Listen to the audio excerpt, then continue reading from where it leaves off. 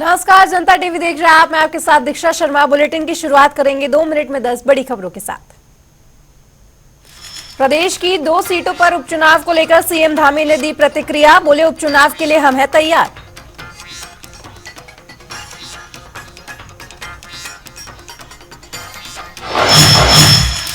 लोकसभा चुनाव में हार के बाद कांग्रेस नेता गणेश गोदियाल का बड़ा बयान। बोले, पिछली बार के चुनावों की तुलना में कांग्रेस का प्रदर्शन बेहतर। मसूरी में 6 दिवसीय आदिवासी पेंटिंग की प्रदर्शनी का शुभारंभ। कई राज्यों की पेंटिंग मौजूद। जनजाति कलाकारों ने दी प्रस्तुति। पुलिस की ओर से चलाया जा रहा मिशन मर्यादा अभियान। मंदिर परिसर में हुक्का गुड़गुड़ाते 2 हरियाणा निवासियों पर कार्रवाई। रील्स बनाने वाले 7 अन्य लोगों पर भी लिया गया एक्शन। गंगोत्री में भीषण सड़क हादसा। 20 फुट गहरी खाई में गिरी यात्रियों से भरी बस। 3 लोगों की दर्दनाक मौत, कई घायल। प्रदेश में गर्मी का कहर लगातार जारी। अगले कुछ दिनों गर्मी से मिलने की नहीं है कोई आसार। मौसम विभाग ने जारी किया हीट वेव का रेड अलर्ट। खटीमा में शॉर्ट सर्किट के कारण लगी आग। नकदी समेत सारा सामान जलकर खाक। कड़ी मशक्कत के बाद आग पर पाया गया काबू। उत्तरकाशी में यमुनोत्री पैदल मार्ग पर अव्यवस्था पैदा करने वालों पर होगी कड़ी कार्रवाई। जिला विभाग अधिकारी ने दी जानकारी। अधिकारी पुलिस पर भी की जाएगी कार्रवाई। मसूरी में एक्शन मोड में परिवहन विभाग। सड़क किनारे खड़े वाहनों पर की कड़ी कार्रवाई। जनता से की सड़क किनारे वाहन खड़े ना करने की अपील। उपनल कर्मियों के वेतन को लेकर प्रदेश में सियासत जारी। जनसंघर्ष मोर्चा अध्यक्ष ने सरकार की मंशा पर उठाए सवाल।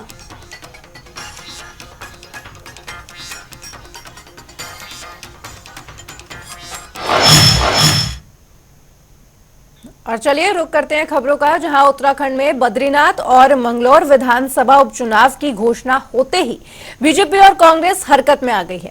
बीजेपी दोनों सीटें जीतकर विधायकों की संख्या 47 से 49 करना चाहती है, तो कांग्रेस लगातार जीत रही बीजेपी का विजयी रथ से दोनों सीटें जीतकर रोकना चाहती है।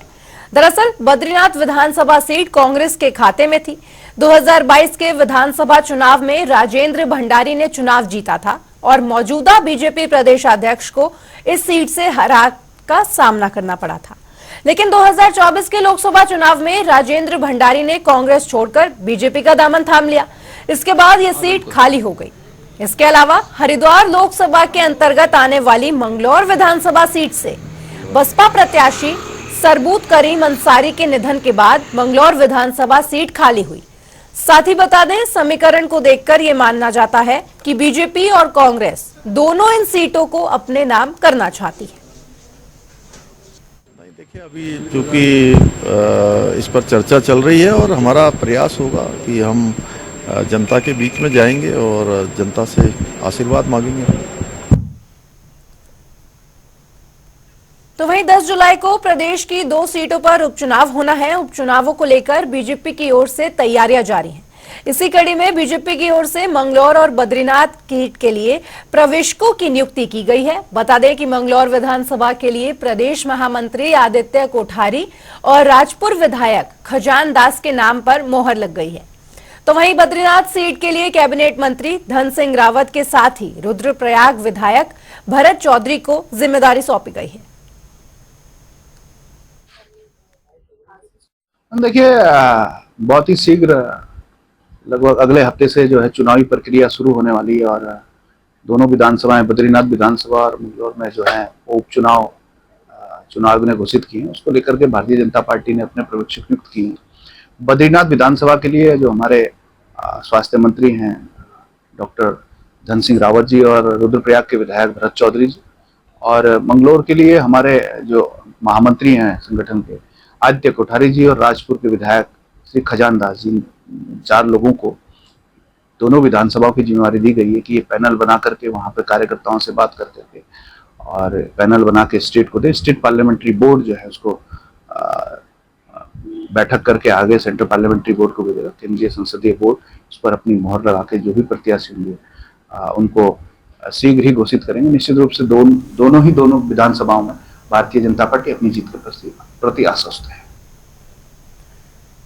तो वहीं पूर्व कांग्रेस प्रदेश अध्यक्ष और सीडब्ल्यूसी के सदस्य गणेश गोंदियाल ने प्रेस कॉन्फ्रेंस की। इस दौरान उन्होंने पौड़ी लोकसभा की जनता का आभार व्यक्त किया। उन्होंने कहा कि 2019 लोकसभा चुनाव की अपेक्षा कांग्रेस ने 2024 के चुनाव में बेहतर प्रदर्शन किया। साथ ही उन्होंने क्या कुछ कहा, ये सुनिए। राजनीति में फूल माला पहनने में चेहरे पे खुशी होती है, तो हार के समय भी चेहरे पे खुशी झलकनी चाहिए, कोई बात नहीं। ये तेरा तुझको अर्पण क्या लागे, मेरा जनता का जो उत्साह और जो उमंग और जोश जो आशीर्वाद जनता ने मुझे दिया, मैं उसी में अभिभूत हूँ। मैं पिछले जो मार्जिन को 3 लाख से ऊपर के मार्जिन को आधा लेकर आ पाया। कांग्रेस के तमाम कार्यकर्ताओं ने मेहनत की। इतने लोगों के कांग्रेस के पीठ पर छुरा घोंपने के बावजूद हम इस स्थिति में रहे, वो कांग्रेस के कार्यकर्ताओं की जीत है। मुझे कोई गिला शिकवा नहीं है। हमने जितना प्रयास किया, जितनी मेहनत की, जनता ने उससे अधिक हमें दिया। हम आगे निरंतर इसी प्रयास को जारी रखेंगे और निश्चित रूप में अपनी बात को जन जन तक पहुंचाने में एक दिन कामयाब होंगे। मोदी सरकार 3.0 में एक बार फिर से उत्तराखंड से सांसद को केंद्रीय मंत्रिपरिषद में जगह मिली है। एक और बीजेपी की ओर से इस पर खुशी जाहिर की जा रही है। तो वहीं कांग्रेस की प्रदेश प्रवक्ता गरिमा दसौनी ने कहा कि 400 पार का नारा देने वाली पार्टी से दलित वोट बैंक खिसक चुका है, इसलिए बीजेपी ने जातियों को साधने के लिए अजय टम्टा को एक मंत्रिपरिषद में जगह दी है। साथ ही उन्होंने क्या कुछ कहा, ये सुनिए। बहुत ही स्वागत योग्य और बहुत ही उत्तराखंड राज्य की दृष्टि से बहुत ही शानदार निर्णय हमारे केंद्रीय नेता और आदरणीय प्रधानमंत्री नरेंद्र भाई मोदी जी ने लिया है। आदरणीय अजय टम्टा जी तीसरी बार के सांसद चुने गए हैं और उन्होंने प्रदेश सरकार में भी कैबिनेट मंत्री के रूप में अपनी सेवा दी है, केंद्र में भी वो राज्य मंत्री के रूप में कार्य कर चुके हैं। तो निश्चित रूप से उनके अनुभव के आधार पर जो निर्णय लिया गया है बहुत ही स्वागत योग्य निर्णय है और उत्तराखंड राज्य के विकास के लिए भी ये बहुत सुखद और अच्छा साबित होने वाला है। और आदरणीय मुख्यमंत्री पुष्कर सिंह धामी जी ने जो 2025 तक राज्य को सर्वश्रेष्ठ राज्य बनाने का जो लक्ष्य रखा है, उसमें भी बहुत ही अच्छा साबित होने वाला है। देखिए, 400 पार का नारा देने वालों को कम से कम ये तो समझ में आ गया कि पूरे देश में व्यापक स्तर पर उनका जो दलित वोट बैंक है वो उनके पैरों के नीचे से खिसक चुका है। इसलिए जातियों को साधने का अब काम बखूबी वो कर रहे हैं। जातीय जनगणना की बात जब इंडिया ब्लॉक करता है तो वो बैकफुट पर आ जाते हैं, लेकिन अगर उत्तराखंड से ज्यादा मतों से हराने वाले सांसद थे तो फिर अजय टम्टा को बनाना इसी बात का द्योतक है कि आप एक जाति विशेष को साधना चाहते हैं। और कहीं ना कहीं कपड़ा मंत्री रहते हुए कोई ऐसे कीर्तिमान तो स्थापित किए नहीं अजय टम्टा ने, और आधे उत्तराखंड को तो शायद जानकारी भी नहीं है कि वो कपड़ा मंत्री रह चुके हैं, क्योंकि अल्मोड़ा संसदीय सीट को अजय टम्टा के मंत्री रहते हुए कोई लाभ मिलते हुए हमने नहीं देखा। प्रदेश में 38वें राष्ट्रीय खेलों का आयोजन को लेकर प्रशासन की ओर से तैयारियां की जा रही हैं। हालांकि 38वें राष्ट्रीय खेलों से पहले राज्य स्तरीय खेलकूद प्रतियोगिता होनी है, जिसमें खिलाड़ियों का चयन राष्ट्रीय खेलों के लिए किया जाना है। लेकिन लोकसभा चुनाव के तहत लगी आचार संहिता के चलते राज्य स्तरीय खेलकूद प्रतियोगिता का आयोजन नहीं हो पाया था और अब एक बार फिर उपचुनावों को लेकर आचार संहिता लागू हो गई है। ऐसे में इस पर जानकारी देते हुए खेल मंत्री रेखा आर्या ने बताया कि मुख्यमंत्री के निर्देशों पर खेल विभाग ने तैयारियां शुरू कर दी थी, लेकिन प्रदेश में लोकसभा चुनाव के मद्देनजर आचार संहिता लागू थी, जिस वजह से राज्य स्तरीय खेलकूद प्रतियोगिता नहीं हो पाई। अब विभाग एक बार फिर से राज्य स्तरीय खेलकूद प्रतियोगिताओं की रूपरेखा तैयार कर रहा है।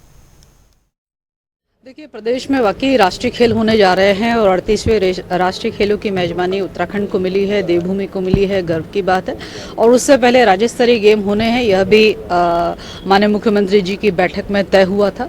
निश्चित रूप से उसकी तैयारी विभाग ने अपनी ओर से की थी, लेकिन चूंकि आचार संहिता को ही 2-2.5 महीने करीब लगे, जिसके कारण से सभी लोग चुनाव में ही व्यस्तता रहे। आगे विभाग उसकी रूपरेखा तैयार कर रहा है। निश्चित रूप से हम लोग राज्य स्तरीय गेम भी कराएंगे और निश्चित रूप से हम लोग राष्ट्रीय खेलों के लिए हम प्रतिबद्धता के साथ में हमारी पूरी तैयारी है। तो वहीं प्रदेश सरकार ने उपनल कर्मचारियों की मांगों के खिलाफ सुप्रीम कोर्ट में जाने वाले वकीलों को हायर किया है। दरअसल राज्य के उपनल कर्मचारियों ने अपने काम के बदले समान वेतन की मांग की थी, जिसे उच्च न्यायालय की ओर से मंजूरी भी दे दी गई, लेकिन सरकार ने इस मामले में सर्वोच्च न्यायालय में SLP दायर करके जान वकीलों को हायर किया है। वहीं इस मामले पर जनसंघर्ष मोर्चा अध्यक्ष रघुनाथ सिंह नेगी ने सरकार पर आरोप लगाते हुए कहा कि सरकार उपनल कर्मचारियों को तनख्वाह देने के लिए आनाकानी कर रही है, पर कोर्ट में भारी भरकम फीस पर वकीलों पर हायर करने से उन्हें परहेज नहीं है। ऐसा क्यों? दरअसल मामला है कि उपनल कर्मियों के नियमितीकरण और उनको तमाम तरह के भत्ते दिए जाने के मामले ऑनरेबल सुप्रीम कोर्ट में एक जनहित याचिका में निर्देश जारी किए थे, लेकिन सरकार उसका अनुपालन करने के बजाय ऑनरेबल सुप्रीम कोर्ट में चलेगी, यानी कि उस आदेश के खिलाफ सुप्रीम कोर्ट में उन्होंने SLP दायर की। और इसमें जो आज मामला है वो इस बात को लेकर कि करोड़ों रुपया जो प्राइवेट वकीलों पर लुटाए जाने का मामला है, इस मामले में भी यही हुआ। सरकार ने उपनल कर्मियों की राह में रोड़ा अटकाने के लिए प्राइवेट वकील किए। अगर मैं इनकी वकीलों की बात करूं जो प्राइवेट अधिवक्ता हैं, 1 करोड़ रुपए मुकुल रोहतगी जी को दिए गए, 20 लाख रुपए प्रति सुनवाई पे, एक सुनवाई पे 20 लाख रुपए सरकार दे रही। बताइए कितना दुर्भाग्य। और इसी तरह के 36 लाख के करीब दिनेश द्विवेदी जी को दिए गए। न जाने अन्य कितने खर्चे हैं, तेल है, आना है, जाना है, तमाम दिल्ली में पैरवी है। इस तरह करके जो सरकारी वकील है उनकी भी एक फीस निर्धारित होगी, वो भी दी जाती है। इस तरह से जो सरकारी खजाना है उस पर एक तरह से डाका है। सरकार को चाहिए कि कर्मचारियों के हितों की रक्षा करे। कर्मचारियों को कैसे न्याय मिले, जो हमारे उपनल कर्मी लगातार रात दिन मेहनत कर रहे हैं, उनको न्याय दिलाना चाहिए, कोई बीच का रास्ता निकालना चाहिए था। प्रदेश में तापमान बढ़ने के साथ ही गर्मी का प्रकोप लगातार जारी है। हालात इस तक खराब है कि आने वाले 6 से 7 दिनों तक गर्मी से राहत मिलने के कोई भी आसार नजर नहीं आ रहे हैं। वहीं इसको लेकर मौसम विभाग ने अगले कई जनपदों में हीट वेव का अलर्ट भी जारी कर दिया है। उत्तराखंड में अधिकांश स्थानों पे तो मौसम शुष्क रहेगा, लेकिन उत्तरकाशी, रुद्रप्रयाग, चमोली, पिथौरागढ़, बागेश्वर जनपद है, उनके ऊंचाई वाले स्थानों पर कहीं कहीं बहुत हल्की से हल्की वर्षा और गरज चमक के साथ वर्षा मिलने की संभावना है। उसके बाद 14-15 में भी जो इन जनपदों के कुछ स्थानों पे हल्की से मध्यम वर्षा, गरज चमक के साथ वर्षा मिलने की संभावना है, जबकि जो अन्य जनपद है वहाँ पर मौसम शुष्क रहेगा। तो ये कह सकते हैं कि आगे आने वाले 5 से 7 दिन जो है ज़्यादातर स्थानों पे मौसम जो है शुष्क रहेगा। और तापमान की बात करें तो अभी जो वर्तमान में जो उत्तराखंड में कुछ स्थानों पर जो अधिकांश तापमान है वो सामान्य से 3 से 5 डिग्री ऊपर चल रहे हैं, और आगे आने वाले 2 से 3 दिन में जो अधिकतम तापमान में 1 से 2 डिग्री सेल्सियस की बढ़ोतरी की संभावना है। तो जिसके चलते जो आगे आने वाले 11 से 13 तारीख तक उत्तराखंड के जो मैदानी क्षेत्र और पर्वतीय क्षेत्र है वहाँ पर कुछ स्थानों पर हीट वेव जो है कि मिलने की संभावना है। उसके बाद 14-15 तारीख को जो है उत्तराखंड के मैदानी क्षेत्र और उनसे लगे जनपद हैं जैसे कि देहरादून, हरिद्वार, पौड़ी, नैनीताल और उधम सिंह नगर जनपद है, वहां पर हीट वेव मिलने की संभावना है। प्रदेश में गर्मी का कहर लगातार जारी है, जिसके चलते लोगों को काफी मुश्किलों का सामना करना पड़ रहा है। एक तरफ बढ़ते तापमान को देखते हुए मौसम विभाग ने गर्मी को लेकर अलर्ट जारी कर दिया है, तो वहीं लोग गर्मी से निजात पाने के लिए नदियों का रुख कर रहे हैं। मौसम विभाग ने पिछले साल के मुकाबले इस साल तापमान में बढ़ोतरी होने के संकेत दिए हैं। आपको बता दें कि मौसम वैज्ञानिकों ने मानसून आने में देरी की भी संभावनाएं जताई हैं।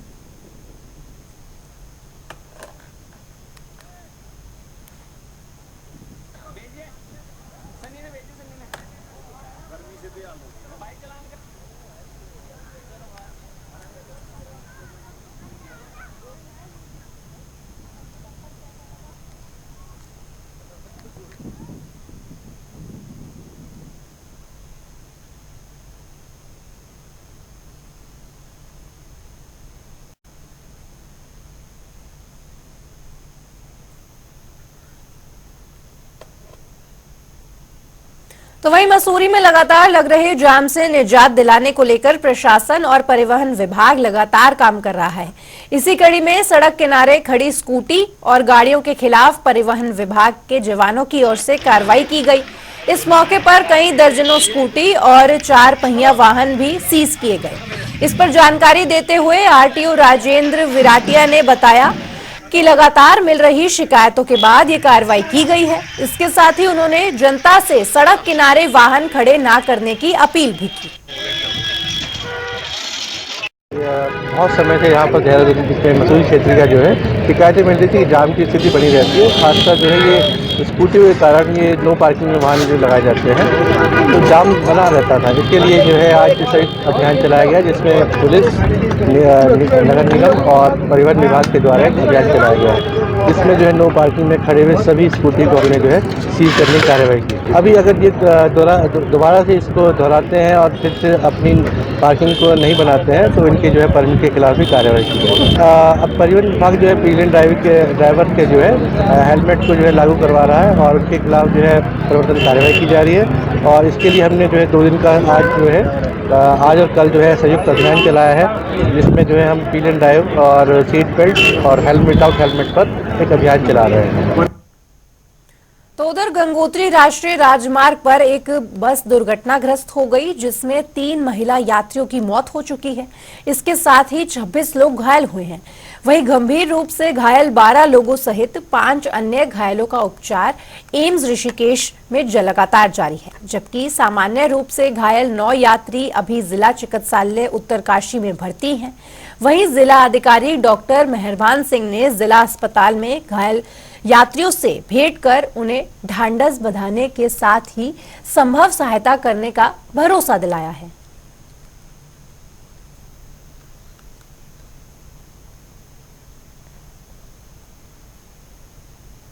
बारह ज्योतिर्लिंगों में सर्वोच्च केदारनाथ धाम की अनोखी कहानी है। कहते हैं कि केदारेश्वर ज्योतिर्लिंग के प्राचीन मंदिर का निर्माण पांडवों ने कराया था।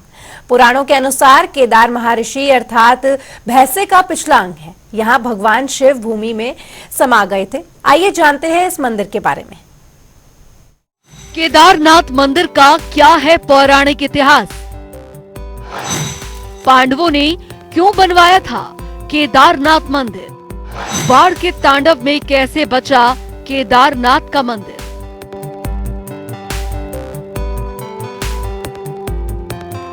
देश के 12 ज्योतिर्लिंगों में केदारनाथ धाम सबसे ज्यादा ऊंचाई पर बसा है। ये धाम मंदाकिनी नदी के किनारे 3581 मीटर की ऊंचाई पर स्थित है, जो उत्तराखंड का सबसे विशाल शिव मंदिर है और पत्थरों के शिलाखंडों को जोड़कर बनाया गया है। ये ज्योतिर्लिंग त्रिकोण आकार का है और इसकी स्थापना के बारे में कहा जाता है कि हिमालय के केदार श्रृंग पर भगवान विष्णु के अवतार नर और नारायण ऋषि तपस्या करते थे। उनकी तपस्या से प्रसन्न होकर भोलेनाथ प्रकट हुए और उन्हें ज्योतिर्लिंग के रूप में सदा वास करने का वरदान दिया।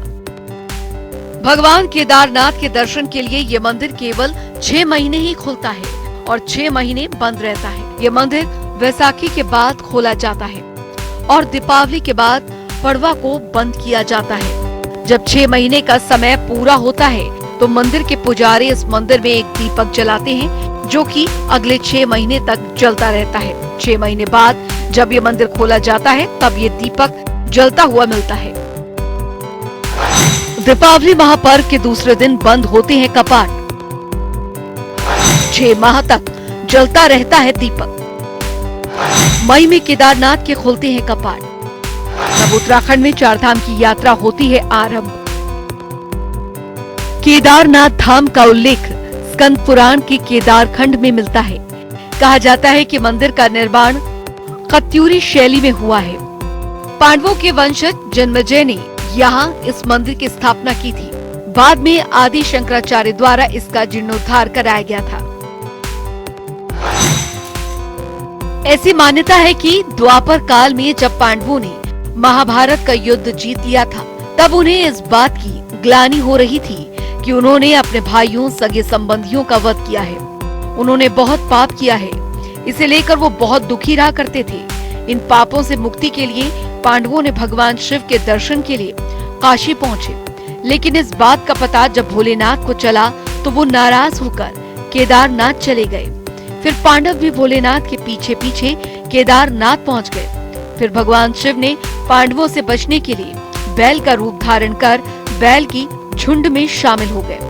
तब भीम ने अपना विराट रूप धारण कर 2 पहाड़ों पर अपना पैर रखकर खड़े हो गए। सभी पशु भीम के पैरों के नीचे से चले गए, परंतु भगवान शिव अंतर्ध्यान होने ही वाले थे कि भीम ने भोलेनाथ की पीठ पकड़ ली।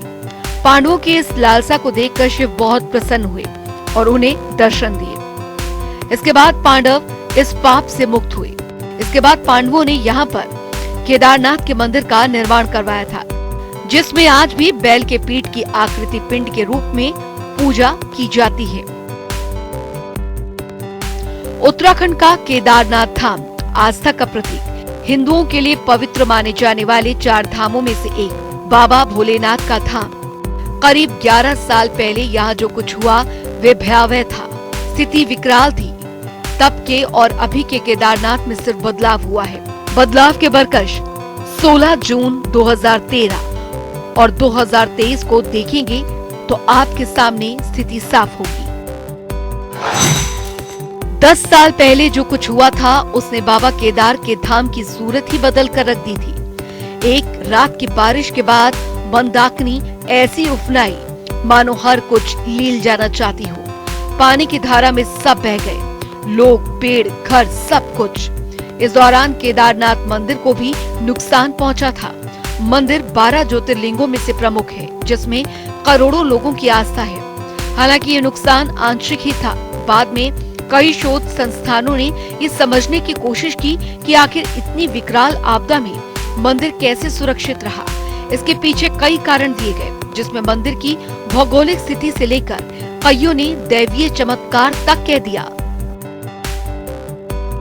उत्तराखंड में आई भीषण बाढ़ को कई साल गुजर चुका है। तबाही ने पीछे ऐसे निशान छोड़े हैं जिन्हें मिटने में लंबा अरसा लगेगा। इस तबाही के बाद मन में दहशत तो है, लेकिन लोगों में आस्था बनी हुई है और लोग भारी संख्या में केदारनाथ दर्शन के लिए दर्शन करने पहुंच रहे हैं। स्पेशल डेस्क, जनता टीवी।